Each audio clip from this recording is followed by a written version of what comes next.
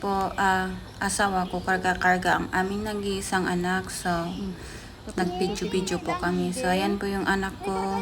Itatry ko po siyang buhatin. Sobrang bigat niya po. 7 years old lang po yan siya. Ang hirap niyang buhatin. Sobrang bigat niya po. Ay, yung lugar po pala yan ay sa Iloilo, sa Alimujan, sa may barangay, Balugo. So, pumunta po kami dyan. So, dahil lang buhat ako sa anak ko, ayan na naman yung pamangkin ko. Buhat-buhat rin niya yung pinsan niya. Magpinsan po yan sila. So, magtitiktas po sila magbuhat sa anak ko. Ayan naman po, anak ko, bubuhatin niya yung ate niya. Ayan, ayan, ayan. Hindi. O, ayan, ayan. Isa pa. Ayan, ala, yala. So, ayan, ang bilis-bilis lang niya buhatin yung pinsan niya. Yung ate niya.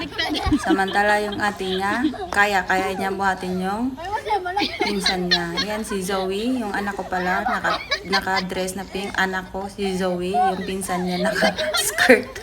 Ate niya po yan. So, ayan guys. Oh, lala, sige, kaya mo yan, te. Baka matamlay yung anak ko. Pati ako natutuwa. So, next ay yung anak na naka-skirt. So, ibig sabihin, magpinsan sila is pamangkinan niya yan. So, picture. Maganda kasi yung view. So, guys, pagka pumunta kayo ng Alimujan, pumunta kayo dyan sa Barangay Balugo. Hanapin niyo lang yung Mispa po yung pangalan ng ano dyan, yung pinuntahan namin. O, ayan, kayang-kaya ng anak ko yung pamangkin niya. So, picture sila. So, ayan guys. Ay, ikaw rin Tamara, lapag mo. Kayang-kaya niya yung pamangkin niya. Oh, muntik lang mahulog.